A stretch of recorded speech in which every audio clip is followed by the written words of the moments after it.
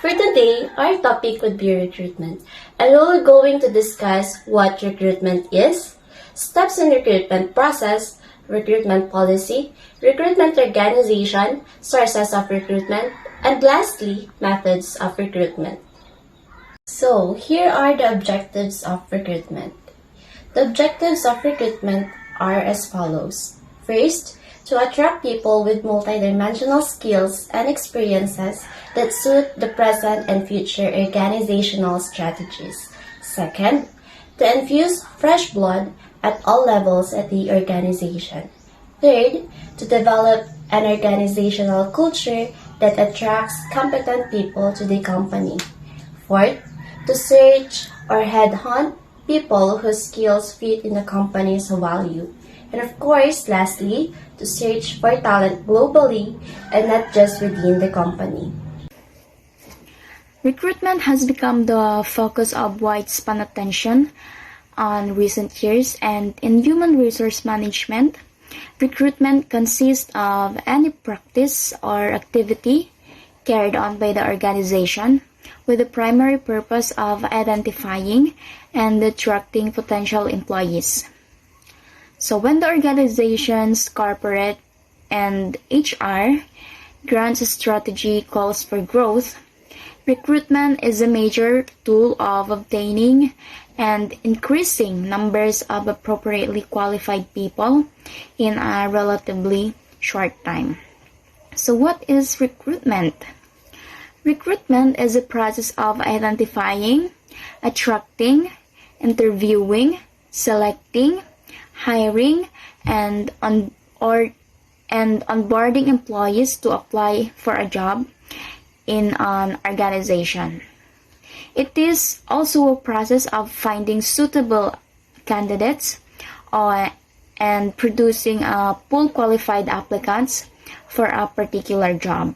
So pool means a group of people who are available, and qualified means it is the people who have met the requirements, applicants for that particular job.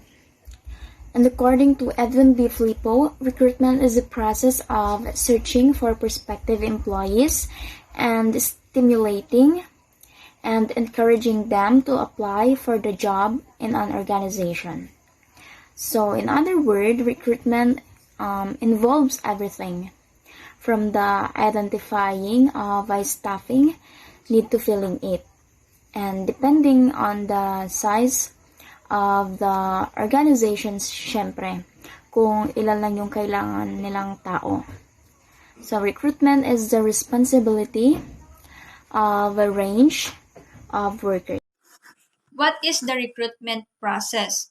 So a recruitment process is an organization-specific plan for finding new candidates and hiring top talent. So there are steps of the recruitment process. Number 1, identify the hiring need. You can't get what you want unless you know what you're looking for. At the end of this process, you're hoping to find the ideal employee.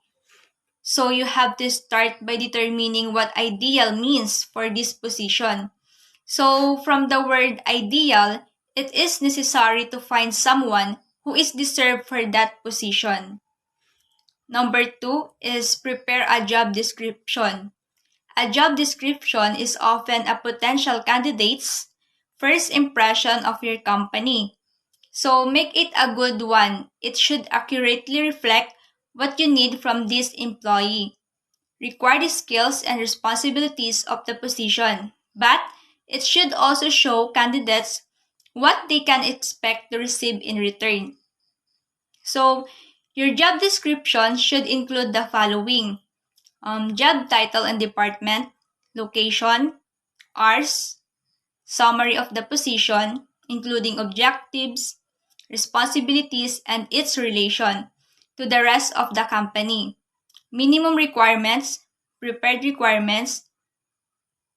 experience and qualifications, description of your company, and its missions. And lastly, salary and benefits. Number 3 is develop and execute your recruitment plan.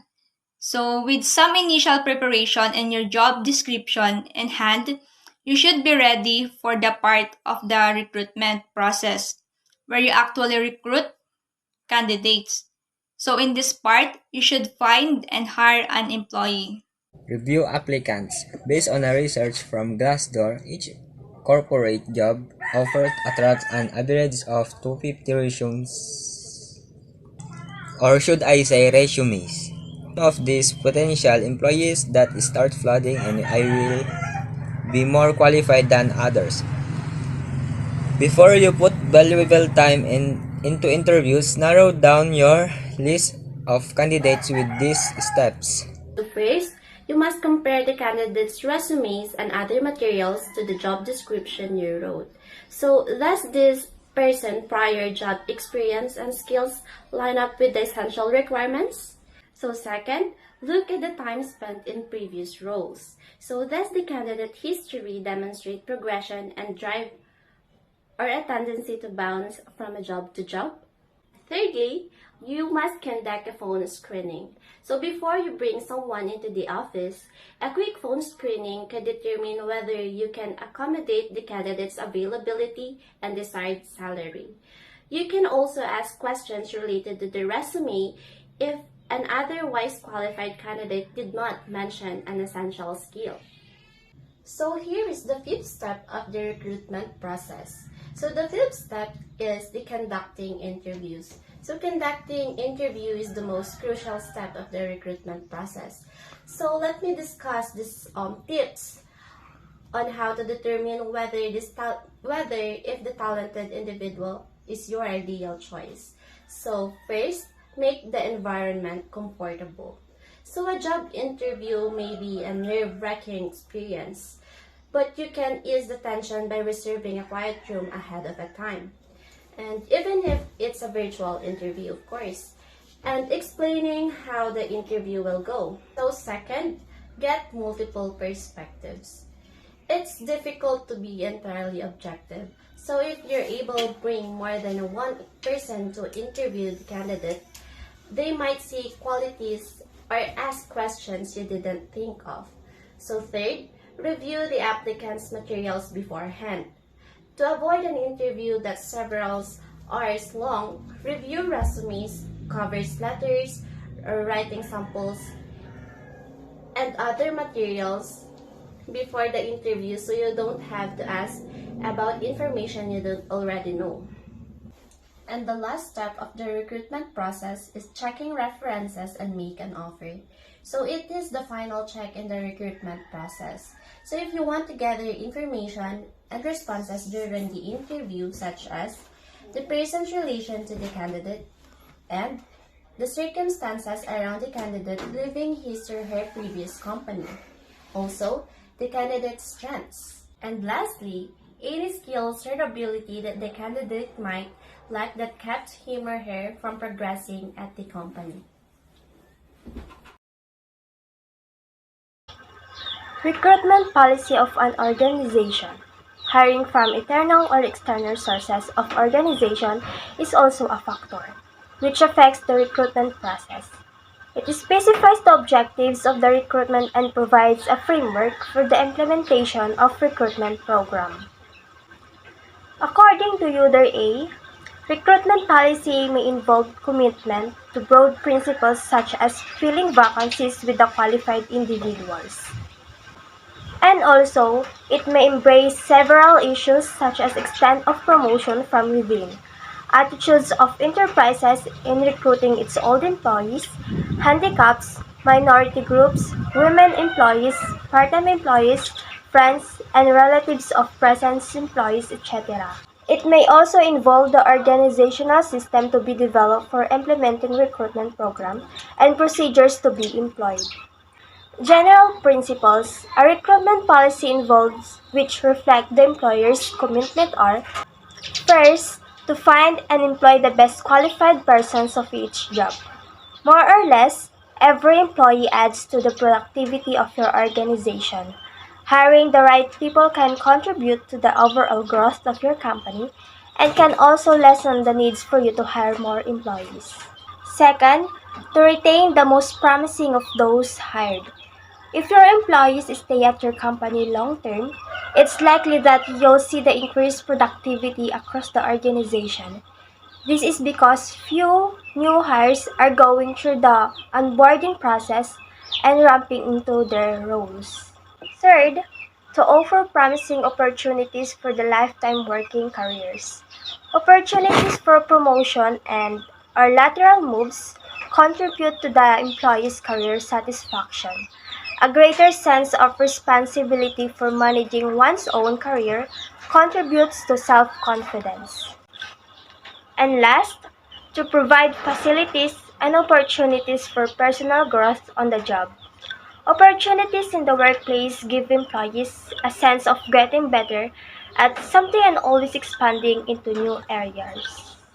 There are factors affecting recruitment policy: organizational objectives, personal policies of the organization and its competitors, need of the organization, preferred sources of recruitment, government policies on reservations, and recruitment cost and financial implications. Prerequisites of a good recruitment policy. First, it should be abide by the relevant public policy and legislation on hiring and employment relationship. Second, it should be provide employees with job security and continuous employment. Third, it should be integrate organizational needs and employee needs. Fourth, it should be provide each employee with freedom and opportunities to utilize and develop knowledge and skills to the maximum possible extent. Next, it should treat all employees fairly and equitable in all employment relationships. It should be provide suitable jobs and protections to handicaps, women, and minority groups, and it should be encourage responsible trade unions, and it should be flexible enough to meet the changing needs of the organization.